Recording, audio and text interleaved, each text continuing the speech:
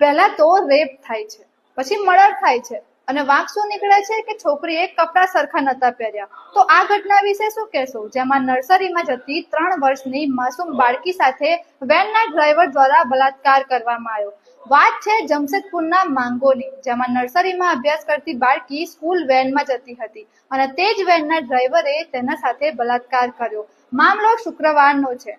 જ્યારે પોલીસને ખબર પડી ત્યારે વેન સહિત આરોપીને હિરાસતમાં લીધા છે. પણ બાળકી જ્યારે ઘરે આવી ત્યારે માતાને કીધું કે મને ગુપ્તાંગમાં ખૂબ જ પેન થાય છે, ખૂબ જ દુખાવો થાય છે. માતાએ જ્યારે જોયું ત્યારે તેનો સ્કર્ટ પહેલાથી જ ખુલ્લો હતો. વધુમાં બાળકીએ જણાવ્યું કે કેવી રીતે વેન અંકલ દ્વારા તેને સુવાડવામાં આવી, કેવી રીતે તેના કપડાં ઉતાર્યા અને આગળ શું થયું. ત્યારબાદ પોલીસે ફક્ત 2 જ કલાકમાં આરોપીની ધરપકડ કરી. અત્યારે પૂછતાછ ચાલુ છે. પણ શું હવે ભારત જેવા દેશમાં આ જ બાકી છે? મહિલાઓને તો છોડો, હવે નાની બાળકીને